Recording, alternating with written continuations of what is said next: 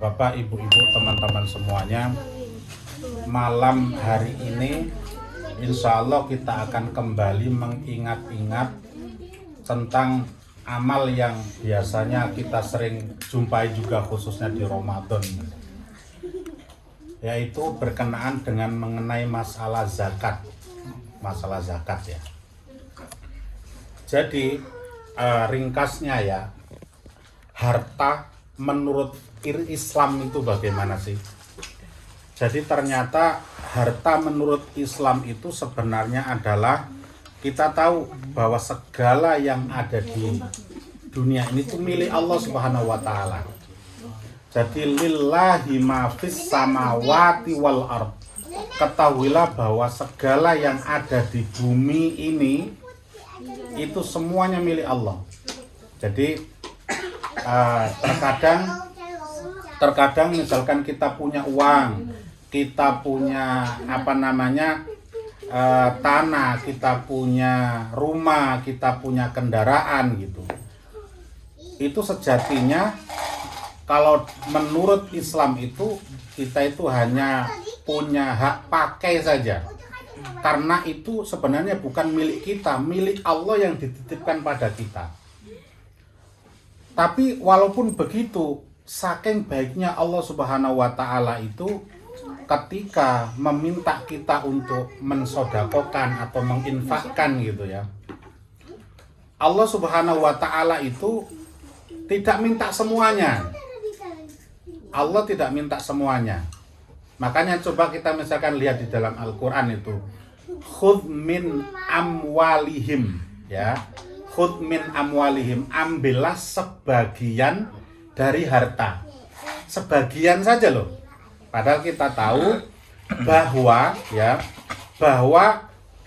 segala harta yang kita miliki itu hanya hak pakai saja, bukan milik kita. Itu kita harus sadar betul gitu, bahwa segala yang kita punya itu sebenarnya bukan milik kita, tapi hanya hak pakai. Yang kedua, makna dari zakat sendiri itu, kalau kita lihat di dalam fikih-fikih Islam, zakat itu artinya adalah pembersih, at-tuhru, pembersih. Yani khudz min amwalihim shadaqatan tutahhiruhum wa tuzakkihim. Jadi sifatnya yang namanya zakat itu pasti membersihkan. Membersihkan dari apa? Yaitu tadi membersihkan dari selain membersihkan diri kita, juga membersihkan harta kita itu sendiri.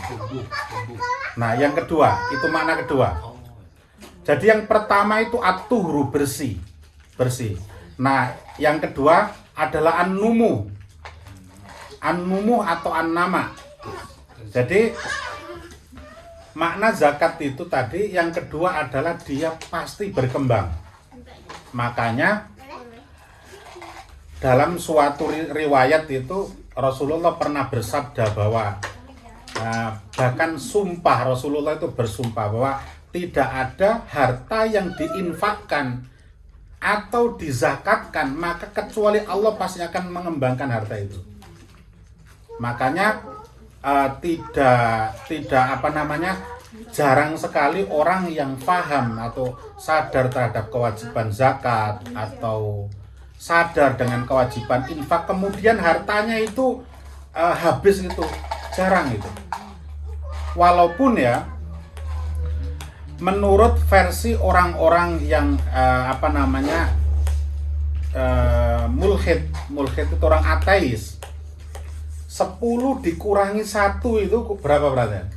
9. Dikurangi 2 berarti 8. Itu logika manusia, apalagi logika orang yang tidak beriman.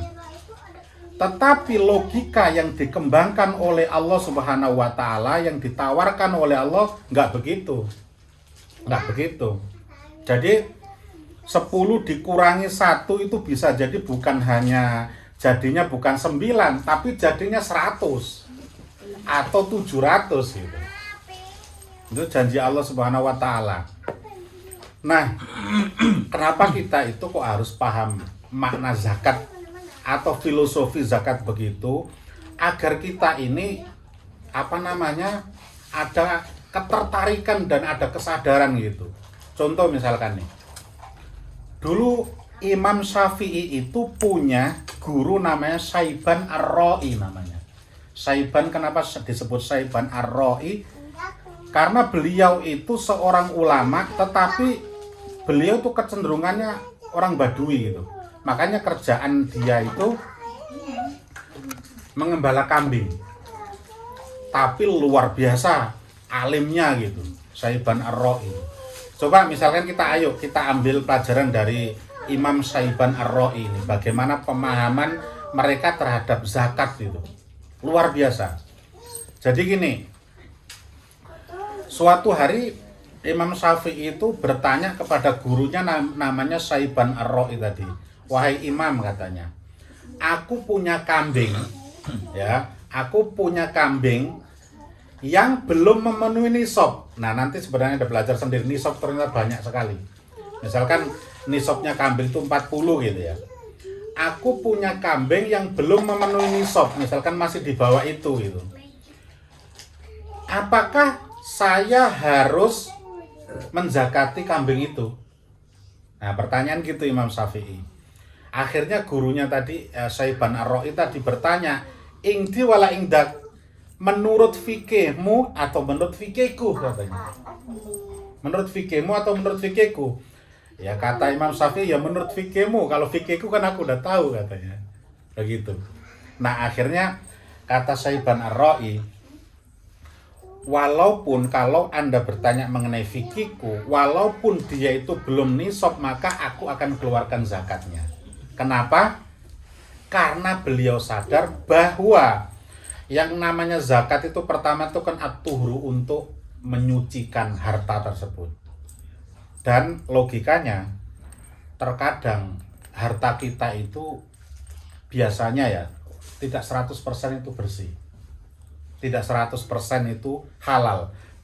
Pasti ada ketercampuran gitu. Nah, caranya bagaimana untuk Allahumma ingkana fatohir gitu. Allahumma ingkana apa istilahnya itu. Kalau seandainya dia kotor, maka bersihkanlah ya Allah. Nah, salah satu di antara membersihkan harta kita itu ya dengan cara itu tadi, menzakatinya. Jadi dapat dua nih, orang yang peduli dengan zakat itu pertama dia akan membersihkan harta dan dirinya, kedua akan menambah tumbuhnya harta kita. Itu kesadarannya. Kemudian lagi, kalau kita berbicara zakat, biasanya pada umumnya itu yang kita kenal itu hanya zakat fitrah saja. Makanya coba ketika kita pas Ramadan itu semangat zakat fitrah gitu. Padahal menurut para ulama itu yang namanya zakat fitrah itu dia adalah bagian kecil dari zakat. Jadi sebenarnya diantaranya yang harus paling dominan itu adalah harusnya zakat mal, Pak. Harus zakat mal. Buktinya apa? Buktinya ya, di zaman Rasulullah itu kalau ada orang mustahiquz zakah, orang yang berhak menerima zakat itu, ketika tahun ini itu dia mendapatkan zakat, orang di zaman Rasulullah ya, ketika tahun ini dia berhak menerima zakat, tahun depan itu dia sudah ngeluarin zakat. Karena zakatnya itu ternyata bukan hanya sekedar beras itu, tapi modal untuk usaha gitu. Nah, yang namanya modal untuk usaha berarti dia itu kan nggak kecil, berarti dia itu besar gitu. Contoh misalkan kalau kita untuk usaha jualan bakso atau jualan mie ayam itu kan minimal itu kan 5 juta gitu. Nah, dengan 5 juta itu dia dijadikan usaha, tahun depannya dia sudah muzaki, dia seorang yang mengeluarkan zakat, bukan orang yang berhak menerima zakat. Itu pemahaman umum mengenai zakat, bahwa sebenarnya berbicara mengenai zakat itu jangan pakai logika manusia, tapi logikanya Allah yang ditawarkan.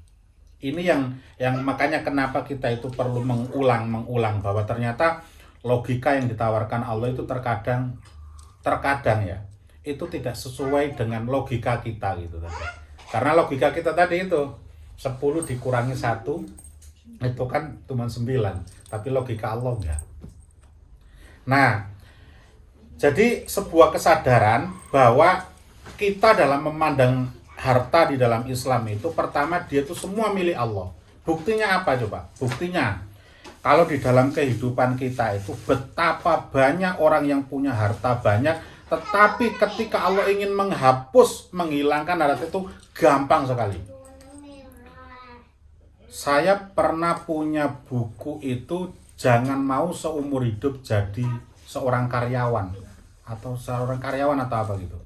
Di situ ada sebuah cerita. Ada seorang perampok itu, dia ngerampok uang itu kardus-kardusan. Ya, kardusan dia rampok gitu. Coba. Beneran apa bukan? Ini kisah duit beneran, Bu. Oh, beneran. Jadi karena dia berempat, dia ngerampok uang itu berkardus-kardusan, Bu. Kemudian karena berempat itu saking iri dan lain sebagainya, akhirnya masing-masing saling membunuh dan tinggal satu orang yang sisa yang memiliki uang kardusan yang tadi. Coba ketika Allah ingin menghapus menghilangkan hartanya, gampang sekali. Tiba-tiba istrinya itu nggak tahu, uangnya agar tidak ketahuan orang itu ditaruh di pinggir sampah, karena agar nggak tahu. Ternyata istrinya akhirnya naruh itu dikira sampah, ditaruh di tempat sampah, disiram bensin, dibakar, habis semuanya. Selesai. Gampang Allah. Nah, belum lagi misalkan nih.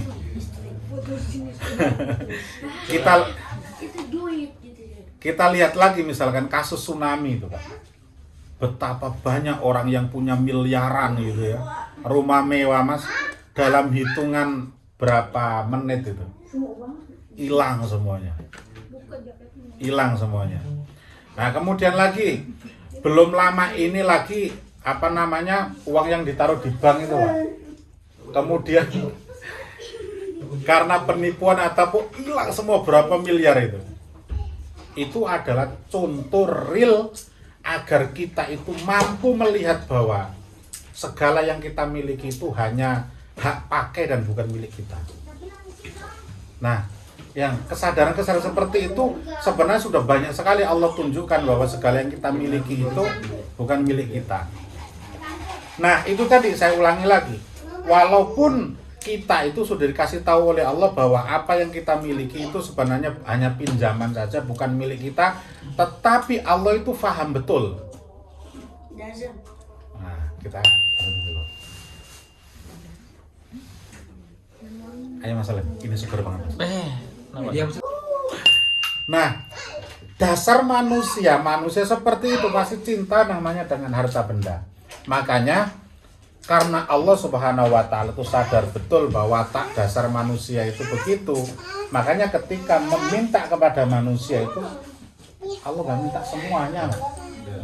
Khud min amwali, min itu lil tabaid namanya, sebagian dari hartamu. Contoh misalkan kan hanya 2,5% gitu, Pak. 2,5% itu kan kecil sekali gitu. Kecil sekali.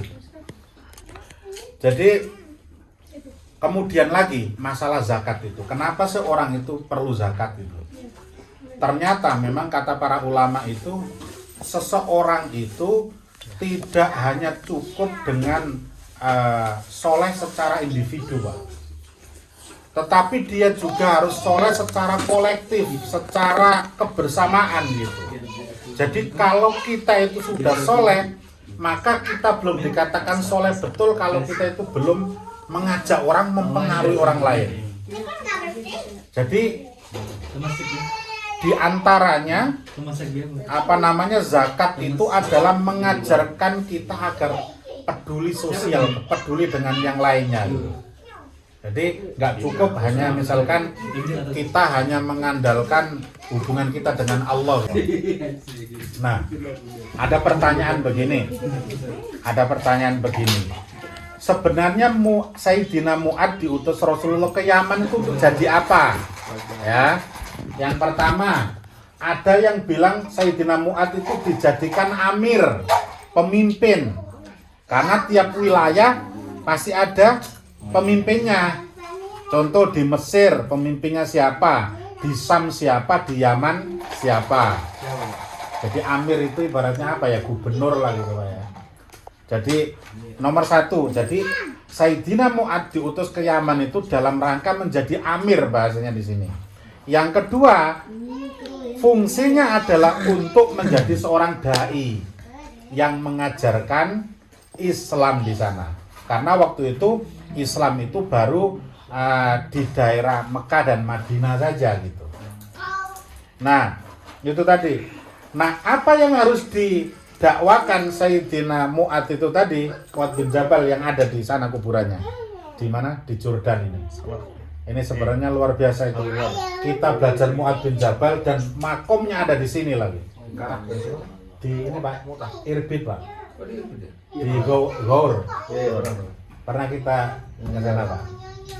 Itu sebenarnya bagus juga. Kita belajar Sayyidina Mu'adz, kemudian kita udah tahu makomnya langsung lagi. Nah, apa yang harus disuarakan Sayyidina Mu'adz di Yaman nanti? Pertama, fa'limhum atau fad'uhum ila syahadati alla ilaha illallah. Nah, ini artinya bahwa mereka itu diminta agar bersahadat. Bersahadat. Artinya apa? Ini membantah juga bahwa tidak benar orang yang mengatakan bahwa semua agama itu benar. Jadi harus la ilaha illallah Muhammadur Rasulullah. Kalau mereka sudah taat seperti itu, kemudian ajaklah mereka untuk mendirikan sholat 5 waktu. Sholat 5 waktu. Kemudian fa'inhum, atau ketika mereka itu sudah mau syahadat, sudah mau sholat, kemudian tugas yang lain lagi adalah memberitahu mereka bahwa di dalam Islam itu difardukan atau diwajibkan membayar zakat. Diwajibkan membayar zakat. Tukhadhu min aghniyaihim wa turaddu ila fuqaraihim. Zakat itu bagaimana caranya? Ambillah sebagian harta orang kaya di situ, kemudian bagikan ke orang miskin yang ada di sana. Ini artinya apa? Yang namanya harta zakat itu kalau bisa setelah diambil dari orang kaya kampung itu, maka dibagikannya juga orang yang ada di kampung situ.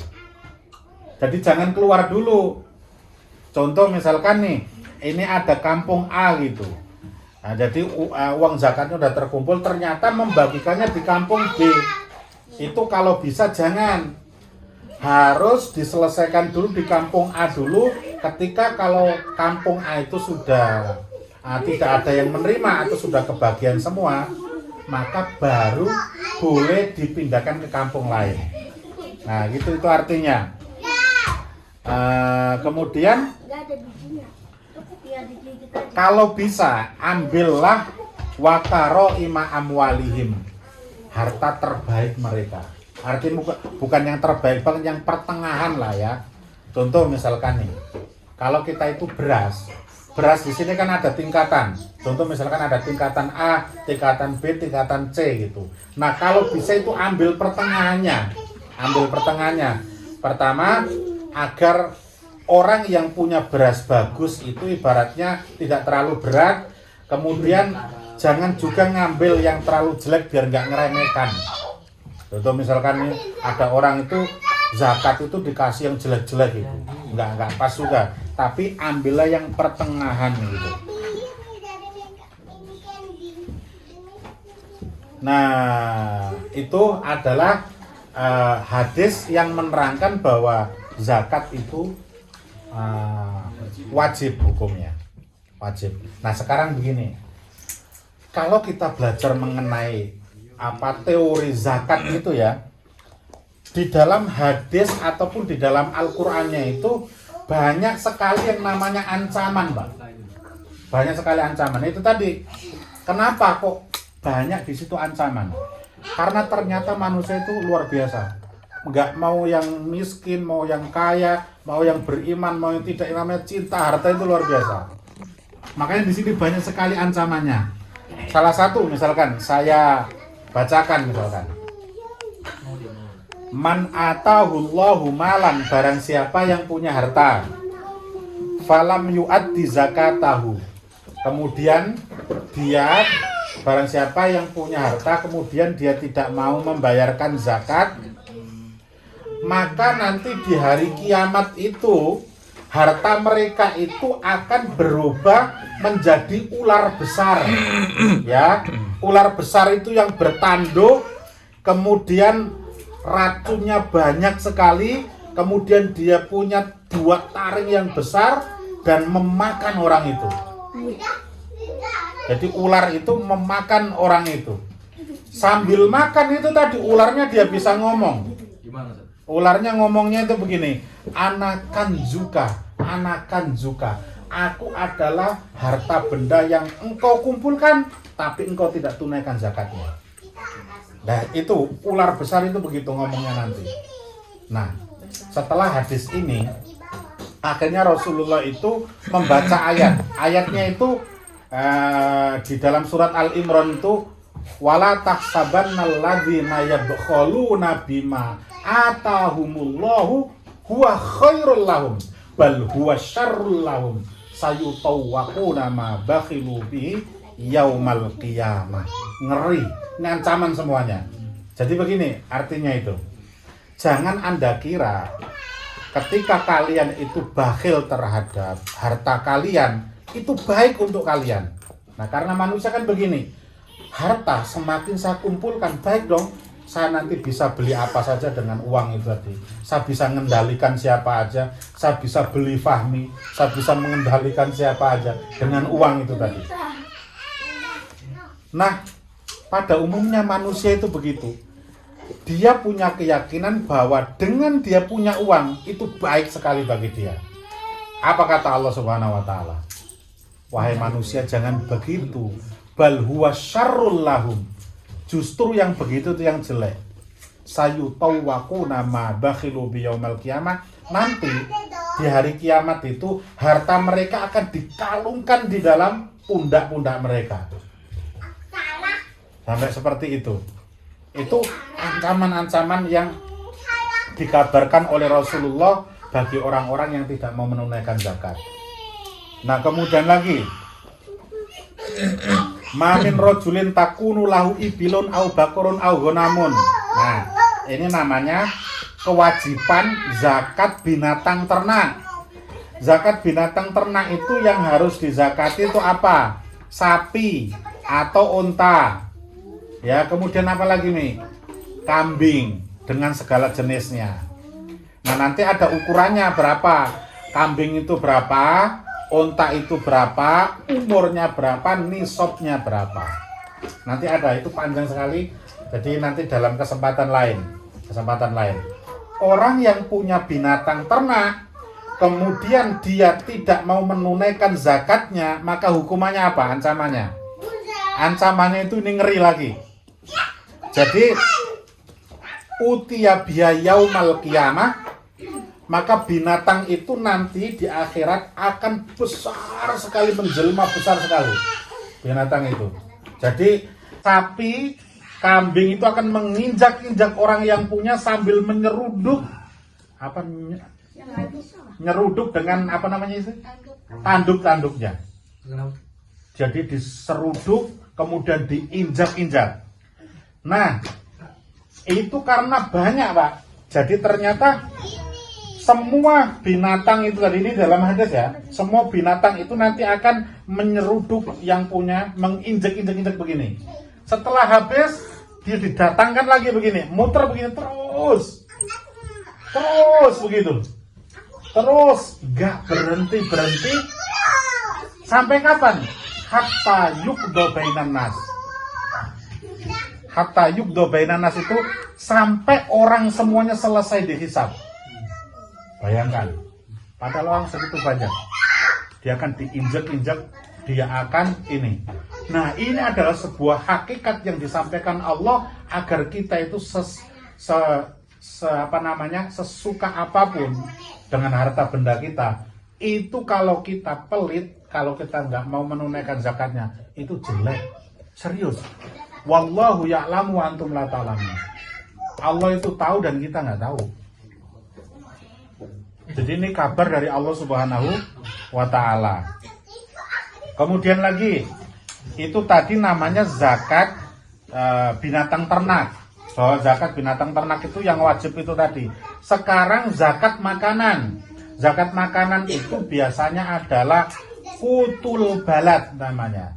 Yaitu makanan pokok negara tersebut. Kalau di Indonesia beras karena kita makannya nasi. Kalau di Arab namanya gandum karena makanan roti atau kurma. Karena makanan pokoknya mereka. Nah ini, jadi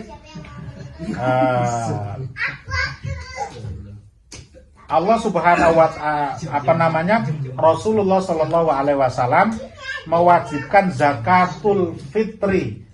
Nah, kalau tadi kan ada zakat itu macam-macam, ada zakat mal, ada namanya zakat binatang ternak, ada zakat fitrah atau makanan. Nah, makanan itu so'an min tamer, au so'an min syair. Tamer tahu kan? Tamer itu apa Mas Hasbi? Kurma. Kurma. Syair apa? Ya itulah. Syair gandum. Nah, yang diwajibkan siapa? Nah ini harus tahu. Alal abdi wal hurri. Nah, budak dan orang merdeka. Nah, walaupun nanti budak itu nanti siapa yang membayarkan? Walaupun sekarang nggak ada budak ya.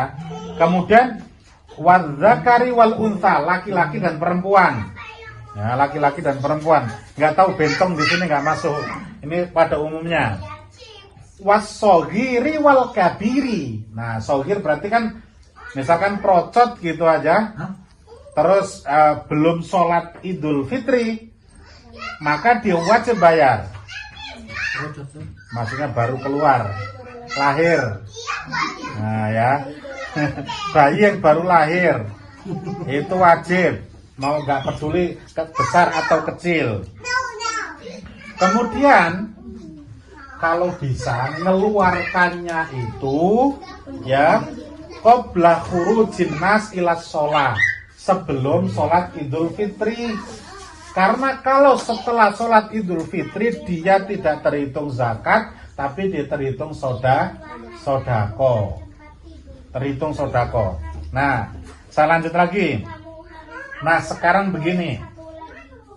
Zaman sekarang, yuk, luar biasa. Saya baca kitab ini itu real dengan zaman sekarang.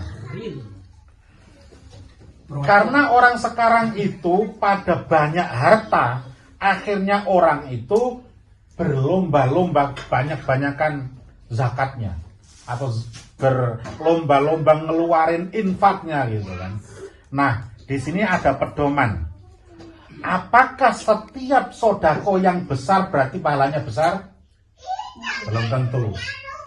Apakah setiap sodako atau zakat atau sodako yang kecil berarti pahalanya kecil? Belum tentu. Belum tentu ternyata. Nah, dalilnya itu di sini ada. Jadi contoh misalkan nih, saya itu orang miskin misalkan ya. Harta saya itu cuma 2 ayam jago. Ya. Cuman 2 ayam jago gitu. Nah, ketika saya menyodakokan 1 ayam berarti kan separuh hartaku yang saya keluarin. Iya enggak? Berbeda misalkan dengan Pak Aris.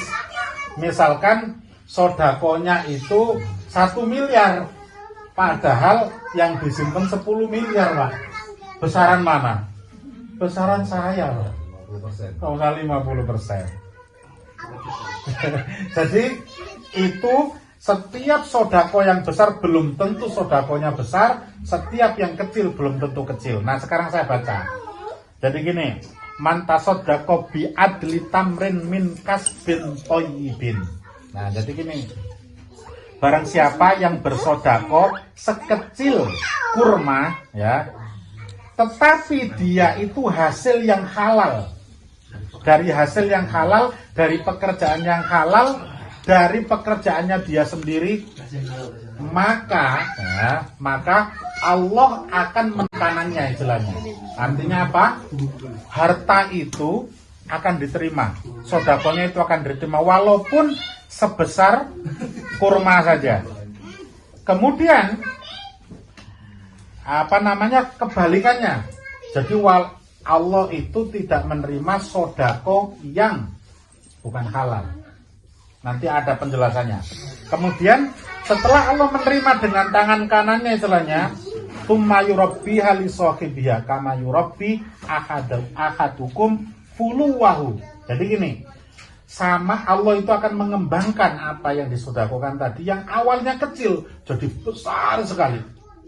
Di sini fuluwa itu kalau makna bahasa Arabnya itu waladul firas awil khison, atau misalkan sohirul khail, bahasa Arabnya banyak banget gitu. Kuda itu ada faros ada faros, ada khison, ada khail, itu semua kuda itu. Jadi anaknya kuda itu kan kecil, ketika dia dirawat terus dia akan menjadi besar. Nah begitu juga nilai sodako kita ketika sodako itu halal. Ketika sodako itu halal, maka Allah akan mengembangkan yang lebih besar lagi. Kemudian jadi gini, di sini artinya apa? Hadis ini ya pelajarannya adalah bahwa Allah Subhanahu Wa Taala itu tidak akan menerima sodako atau zakat yang diambil dari uang yang haram. Karena sesungguhnya orang yang bersodako dengan sodako yang haram itu sesungguhnya dia nggak punya. Karena haram itu kan pasti ngambil milik orang lain. Jadi di dalam kaidah bahasa Arabnya itu faqidus syai' la yu'ti. Orang yang tidak punya apa-apa dia nggak akan bisa memberi. Nah orang yang haram juga sejatinya itu dia nggak punya. Makanya bahkan di dalam riwayat lain itu justru orang yang memang sekarang itu kan begini, orang korupsi kemudian dia dihapus dengan cara apa Pak? Berhaji atau umroh Pak. Itu justru malah akan menyeret kalau dia bangga betul dengan itu. Emang ada sih? Saya nggak tahu lah. Itu contoh saja. Nggak ada contohnya. Itu dalam sebuah riwayat itu justru bukan menyelamatkan dia, justru akan menjadi nggak ada bilangnya. Jadi akan menjadi pembakar dia nanti di akhirat itu. Nah, begitu. Jadi Robin Hood ini salah berarti Pak. Apa cerita Robin Hood itu nggak benar berarti Pak? nggak benar, nggak benar. Walaupun yang diambil itu harta orang zolim gitu Pak. Itu nanti ada pembahasan khusus, Jadi itu nanti harus melihat banyak lah pertimbangannya. Tapi ini kita yang penting kenal pokoknya dulu, nanti ada rinciannya. Kemudian lagi, nah ini jaminan orang yang mau bersodako atau mau berzakat tadi. Ini dalam sebuah riwayat itu Rasulullah sampai bersumpah. Salah satu sumpah Rasulullah itu mana kosot sodakotun min mal. Jadi harta seseorang tuh nggak mungkin berkurang kalau ditunaikan hak kewajibannya. Nggak mungkin itu. Makanya tidak ada orang yang rajin bersodako kecuali harta itu akan berkembang. Karena zakat tadi kan kita bilang numu. Kalau kita di dunia Arab itu ada orang yang sangat terkenal, dia Saudi, namanya Ar-Rajihi namanya. Ar-Rajihi yang sekarang punya bank Ar-Rajihi. Itu masa hidupnya itu ketika disuruh ngitung nisab zakat yang harus dihitung kemudian dibayarkan zakatnya itu udah kebingungan. Akhirnya sodakonya apa Pak? Kontainer Pak, ke kampung-kampung, masuk kampung itu. Makanan macam-macam Bu, bantuan. Karena saking bingungnya ngitung nisabnya, saking banyaknya hartanya. Akhirnya saking kayanya dia termasuk menjadi orang yang terkaya di Saudi. Sekarang enggak, sekarang banknya masih ada. Bank Ar-Rajihi. Ar-Rajihi. Saking kaya rayanya. Itu ceritanya saya pernah baca, itu luar biasa. Kemudian lagi saya pernah ingat, walaupun terlepas dari pro kontra ya, ada orang yang terkaya di Indonesia itu yang sering kesini, saya nggak sebut namanya. Dia bilang begini, hartaku itu, katanya ini termasuk 9 naga ya. 9 naga Indonesia, orang yang kaya raya maksudnya. Naga atau orang? Emang ada. Katanya bilang begini, hartaku ini semakin aku buka maka hartaku itu persis seperti keran, Pak. Saya nggak akan lupa itu omongan itu. Udah kebaca siapa orangnya, Kak? Jadi hartaku itu semakin aku buka dia semakin keran, semakin besar keran aku buka, semakin besar uang itu berlimpah. Tetapi kalau keranku kecil ngalirnya, maka yang datang juga kecil. Itu omongan yang menurut saya nggak akan pernah bisa halus. Terlepas dengan pro kontranya ya. Kemudian apalagi sumpah Rasulullah itu, wa ma zadallahu abdan bi afwin illa izzan. Setiap orang yang didolimi, kemudian dia mampu memaafkan, seakan-akan hilang lah istilahnya ya, maka orang itu pasti dijamin dia akan mulia. Jadi ada orang yang didolimi, kemudian dia bisa melupakan, udahlah, sudah saya anggap hilang lah. Itu orang yang seperti itu nanti akan dimuliakan oleh Allah Subhanahu Wa Taala. Kemudian lagi diantaranya, wa ma tawaddu'a ahadun lillah illa rafa'ahu Allah. Jadi orang yang bertawadu, dia rendah hati, dia tidak sombong, maka orang itu akan aku angkat derajatnya. Nah, yang terakhir sekarang saya berbicara mengenai ancaman lagi. Karena ketika sudah berbicara mengenai zakat itu, kalau kita lihat tadi kan saya bilang banyak sekali ancaman. Contoh misalkan begini, walladzina yaknizuna dzahaba wal fiddata, orang-orang yang mengumpulkan emas kemudian perak, wala yunfikuna fi sabilillah, dan dia tidak mau menginfakkan di jalan Allah Subhanahu wa taala, fabasyirhum bi'adzabin alim. Maka kasih kabar gembira bahwa mereka pasti akan mendapatkan azab yang sangat pedih. Apa azabnya itu? Yauma yuhma 'alaiha fi nari jahannam. Harta itu nanti akan menjadi bara api. Fatukwa biha jibahuhum. Dia akan menjadi seperti setrika. Tahu nggak setrika? Coba lihat. Setrika nanti akan nyetrika apa? Setrika. Jadi harta itu nanti akan jadi setrika yang membakar. Terus yang disetrika apa coba? Jibahuhum. Apa? Jibahum, jidatnya ini. Nah, ketika kita tahu namanya kerikil neraka itu, ketika ditaruh di kaki itu sini tuh mendidih. Paling rendahnya siksa api neraka itu katanya kalau nggak salah itu nanti Abu Thalib ya. Itu dia hanya mendapatkan kerikil yang ditaruh di kaki, hanya taruh kaki aja langsung rontok semua. Dagingnya itu matang nggak di presto. Saking panasnya itu. Nah ini setrika tadi itu di sini. Pertama di sini jibahuhum. Kemudian junubuhum itu ini lambungnya. Jadi berarti berapa? 1, 2.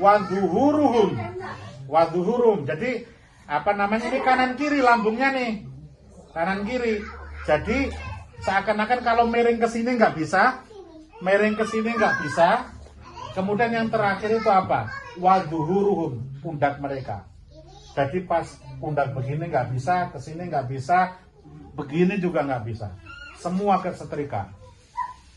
Kemudian sambil begitu malaikat itu bilang kepada mereka, hadza ma kanaztum li anfusikum. Ini adalah harta yang kalian tumpuk, fadzuku ma kuntum taknizun. Rasakan sendiri apa yang engkau kumpulkan. Jadi mudah-mudahan ya, teori zakat ini memang mudah. Teori zakat ini memang mudah, tetapi minimal fokus kita itu bukan kita saja. Jadi mudah-mudahan ya dengan kita belajar zakat begini, pertama setelah kita mantep nih, kita tularkan ke yang lain. Karena di sana masih banyak saudara-saudara kita yang belum tahu pentingnya zakat, keuntungan fawaidnya zakat. Mudah-mudahan dengan kita belajar begini kita akan semakin yakin bahwa logika kita itu terkadang menurut kita baik, tetapi sebenarnya itu jelek menurut Allah Subhanahu wa taala. Jadi mudah-mudahan dari sini apa yang kita pelajari ini bisa kita laksanakan dalam kehidupan kita. Allahumma amin. Wallahul muwaffiq ila aqwamit thoriq. Wassalamualaikum warahmatullahi wabarakatuh.